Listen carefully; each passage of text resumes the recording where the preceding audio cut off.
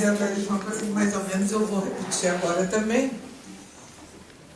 que é que eu gosto muito desse tipo de encontro em que a gente pode conversar, trocar ideias, perguntar e responder, enfim, discordar. Então, eu, geralmente, nesse tipo de encontro, quando eu começo, eu me apresento um pouco, dizendo quem eu sou, o que... Mas aqui eu acho que é inútil eu me apresentar, porque pelo visto todo mundo já me conhece melhor que minha mãe a essa altura. Porque tudo que é meu da minha vida está aí espalhado pela cidade, estão dizendo, enfim.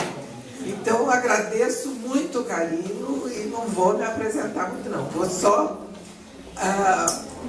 fazer uma correção, uma notinha, um pé de página de uma coisa que você diz, que é a impressão que as pessoas têm, que agora eu estou escrevendo para adultos, mas não é não. Meu primeiro livro foi para adultos, o segundo, terceiro e quarto foram para crianças, etc. Mas eu escrevo paralelamente para adultos e para crianças desde que eu comecei a escrever. A diferença é que a visibilidade do que eu escrevo para criança é muito maior.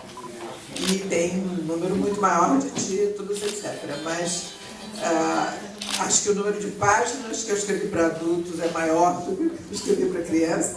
E o tempo que eu fico escrevendo para esse público também é maior. São paralelos. São 10 romances, são 15 livros de ensaios, enfim. É bastante coisa ao longo desse tempo todo, desde 76, quando eu publico para os dois. Mas isso todo mundo acha. Assim que eu passei de ano, que depois de eu começar a escrever para criança durante muitos anos, eu achei que já tinha aprendido, aí podia escrever para adulto. E aí passei a escrever para adulto. E não sei, eu acho que talvez porque o primeiro romance veio mais tarde, demorou, foi publicado, comecei a escrever em 83, foi publicado em 88, eu antes tinha escrito ensaio. Então são coisas que não chegaram muito ao público, enfim. Mas eu respondo a perguntas, se eu souber, se eu puder, sobre tudo. Sobre minha vida, sobre literatura em geral, sobre literatura brasileira e literatura brasileira hoje especificamente, sobre crianças. Eu não posso responder muito sobre educação, porque eu não sou educadora. Mas sobre meus livros, sobre o livro dos outros, na medida do que eu posso, enfim. Fiquem muito à vontade para perguntar. E acho que a gente podia começar as perguntas, ou por você mesmo, para quebrar o gelo, não tem gelo nenhum aqui, né? Mas assim, para quebrar a timidez, se não houver logo uma pergunta, já tem. Então, ótimo, isso. Posso já fazer? Pode. Tem que me apresentar, não? Pode. É bom. Levanta aí. Eu sou médico e sou dentista. Sou do Rio de Janeiro e encerrei as minhas atividades como médico e dentista no Rio de Janeiro e as minhas atividades agora são através da cultura. Como foi publicar o seu primeiro romance? Porque eu estou vivendo esse problema agora.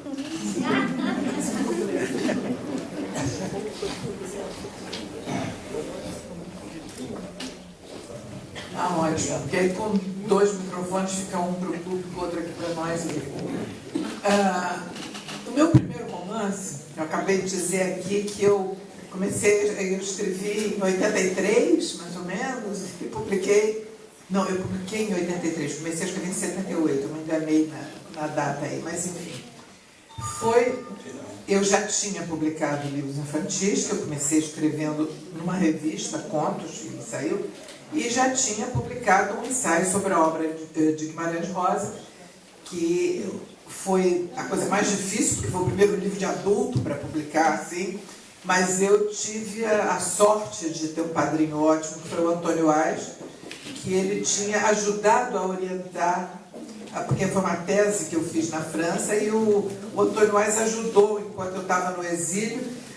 Ele viajava muito para a França nessa ocasião, porque ele estava dirigindo a enciclopédia Delta La Russe, ele tinha reuniões lá a cada 3 meses, E aí todas as dúvidas que eu tinha de bibliografia brasileira, de tudo isso, assim, eu consultava o Antônio e ele levava para mim. Então ele acabou funcionando como um outro orientador, além do meu orientador francês que estava lá.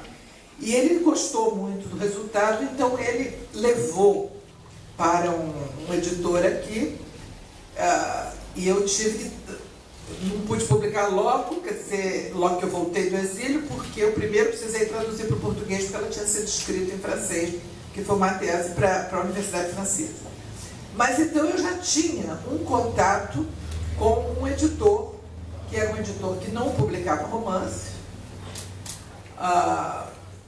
que era a Imago, mas quando eu comecei a escrever o romance, em 78, que foi Alice e Ulisses, o primeiro, eu não sabia quando ia acabar, nem como ia ser.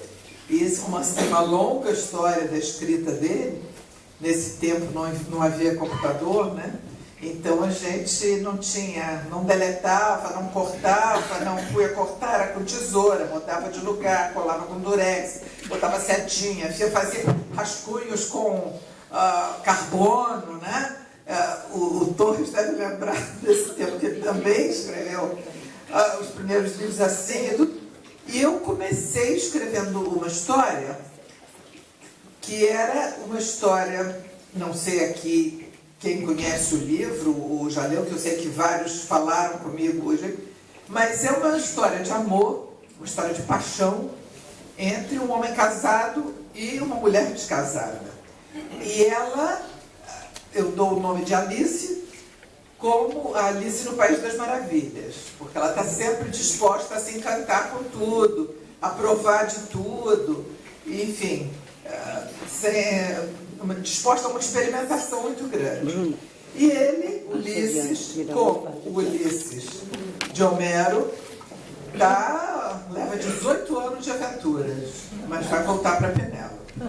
Então, esse contraste, que era o que estava no livro, é o que está no livro até hoje, essa é a tensão do livro, e eu tinha que escolher um ponto de vista.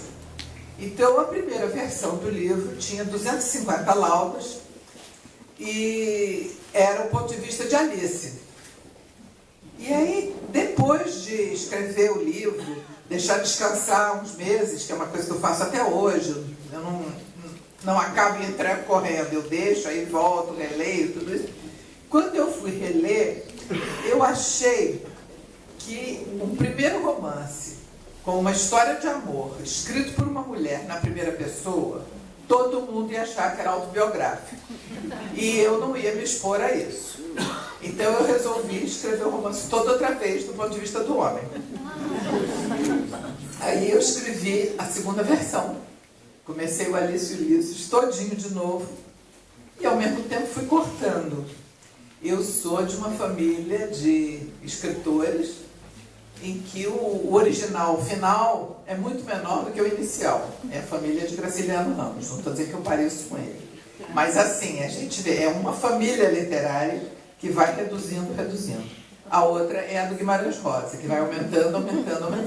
Quando a gente vê os originais dos dois, isso é muito evidente. Do Graciliano é cheio de cortes, e a do Guimarães Rosa é cheio de setinha, que sai, vai, aumenta, cola uma página na outra, enfim. Então, a versão de Alice e Ulisses, contada na primeira pessoa por Ulisses, teve 180 laudas, eu reduzi 70. E aí deixei descansar de novo. E daí, há uns meses, quando eu li outra vez, eu achei que não me convencia. Que aquela voz masculina não tinha autenticidade, não tinha força, não tinha verdade, não tinha verossimilhança. E que era melhor ter um narrador em terceira pessoa onisciente. Aí eu escrevi o livro todo outra vez, em terceira pessoa. E reduzi para 82 laudas, para uma novela.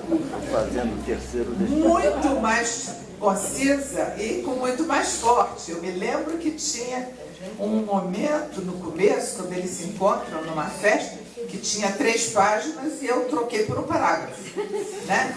Porque era as coisas foram ficando mais densas. E aí um dia eu encontrei Antônio Aires de novo, que me perguntou como é que tá, não sei o quê, ele sabia que eu estava escrevendo um livro, um romance. E aí eu falei com ele que agora eu achava que tinha acertado, isso depois de anos, acho que ele já achava que o livro não ia sair nunca. Eu disse, eu vou oferecer lá para o mesmo editor. Ele disse, não faça isso, porque ele é um editor específico para coisa. Oferece a outro. Aí eu não sabia, não conhecia ninguém, não conhecia ninguém na área, nem nada. Ele me aconselhou que eu mandasse para a editora Francisco Alves, que foi o que eu fiz, e foi quem acabou publicando a primeira edição. Depois mudou para Nova Fronteira e hoje está na Companhia das Letras, quer dizer, no selo Alfaguara da Companhia das Letras. Mas eu tive essa sorte de ter um antigo professor, digamos assim, que orientou.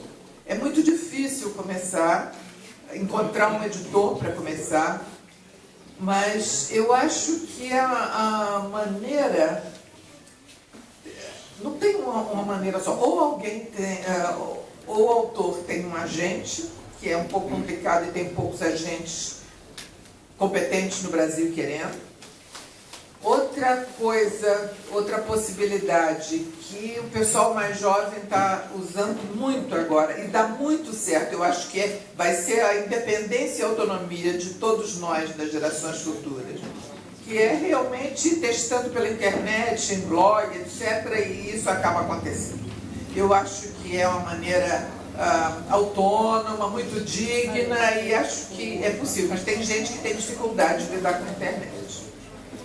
E a outra possibilidade é escolher uma editora que acha que tem um catálogo parecido no espírito com aquele livro e mandar, se apresentando.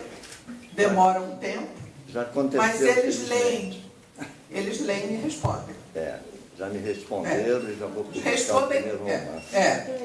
Eu acho que são as maneiras mais... Vai ser lançado na Confeitaria Colombo, no Rio de Janeiro. Então, que ótimo. Que bom. Então, outra pergunta.